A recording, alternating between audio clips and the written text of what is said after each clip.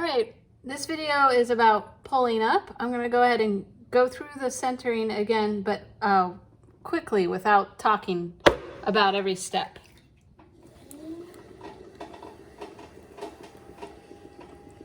Again, don't try to pull up before you're completely centered. Having a wonky start is only going to make a wonky ending. And just a reminder that a lot of these beginning cups should probably go in your slop bucket. My mom still has some very embarrassing pots of mine that I wish I had put in my slop bucket. Clay lasts forever once it's fired. People will be digging your pots up out of the earth centuries to come. And we want them to think highly of Ceramics 2 pandemic potters. So to only save your good stuff that you want. It's going to go down in history, you know.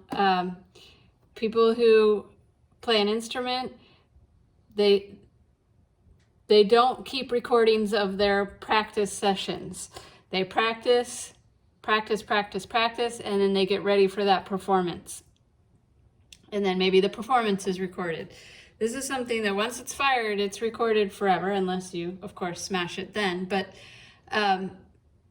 your practice can be just your business. And that's kind of another nice thing about doing this at home is you can do this practice without anybody watching you all the time too. So you can kind of have your space to do your practice and no one's witnessing it.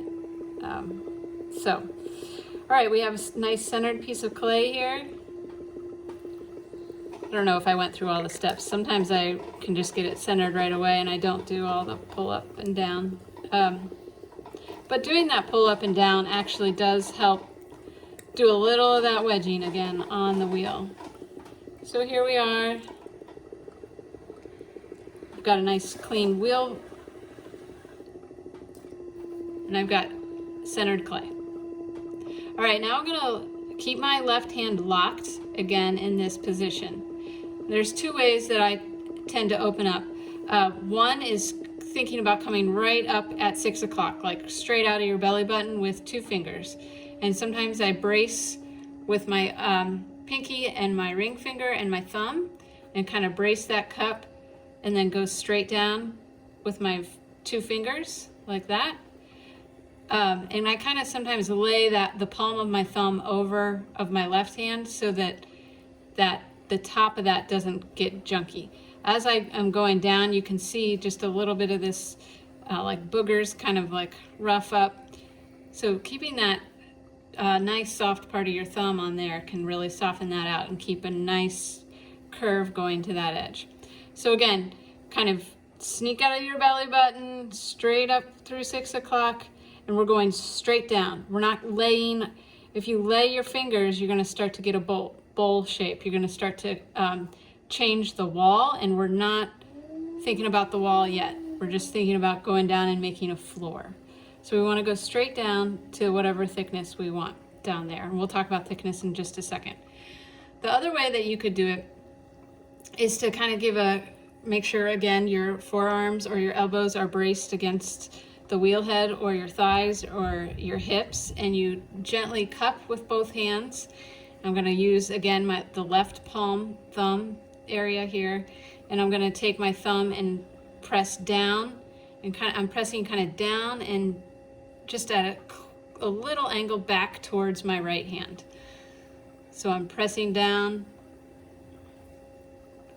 And sometimes people find their thumbs are just a little stronger, or they have a hard time when they go down. Probably the first time you do try two fingers, your fingers will twist. You really got to work on keeping them strong if you're going straight down with two fingers. Again, straight down with that thumb. You see that hand position? Now, if you're unsure about the thickness here, you can use a needle tool, put it down until you hear it hit the bat, and then slide your finger down so it touches the floor of your pot, and bring it out, and you can see how much clay is there. So this is where the bat was. That's where my finger went flush against the floor, and that's the thickness of clay. That pinhole will disappear if you compress the clay again, so no worries about that. So that's a good thickness if I'm going to play around with trimming a little bit. It's a little tiny thick if I am going to make a flat bottom cup. And what I'm talking about there is flat bottom cup is more like this, more of just like that L shape on the outside and L on the inside. If you wanted to do more of a T-bowl and play around with trimming some, you would have more thickness here to trim out a shape here and trim a base in there. So if you're interested in this aesthetic, you're gonna wanna leave it a little thicker. We'll get to trimming on another video. All right, so once I've established how deep I wanna go, I wanna make sure that at this point, we're gonna drag and open the floor. Again, we're not doing anything with the walls. We wanna take either your 2 fingers still or your thumb, and you're gonna draw a straight line from that center of the clock back towards the number. So, or back towards your belly button. So again, I'm just scooping at the bottom or pushing with your thumb like this and drawing a straight line, strong, slow, and again, kind of curling under even so that there creates like a little lip for you to put your finger in when pulling it up. So I'm kind of curving it around that thickness just a little bit. And then here, you could press down and then curling it back. So that is opening up and creating the floor.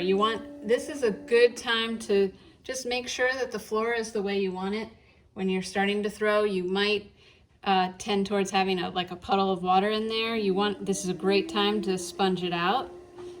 Take a damp sponge, all the way squeezed out already, but not bone dry, and curl it up and press it down with your fingers there. All right, and make sure that we talked about in my class, this kind of looks like a belly button down there, but you want a flat belly button. You don't want an innie belly button because you don't want like a little hole right there. And you don't want an outie, you don't want like a big chunk of clay sticking up, and this is a good time to get rid of that and try to be as smooth as possible. You could also take a rib at this point, again, make sure it's a little wet, and you can use it.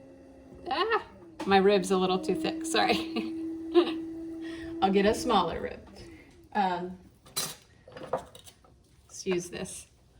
You could also use a rib here and set it down in there to gather any of those boogers or outie belly buttons down there, and you kind of just press it down. You can do that with your fingers. You can also, again, do that with your sponge. Will collect any of those boogers down there. All right.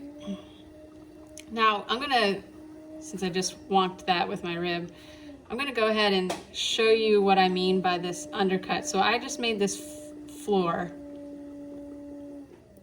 and I want you to see what I mean by giving it a little undercut so you have a lip to kind of stick your finger on. So you're not going to cut your bowl off at this point. I'm just, for the sake of a demo, showing you. When my fingers were inside there, I was creating that floor and curling under like that, so that when I go to pull up, I'm already at a good starting point. See where I'm gonna stay at that thickness and pull up from there, okay? So we've got centered clay, you open it up, and you make that floor. And those are the first 3 steps.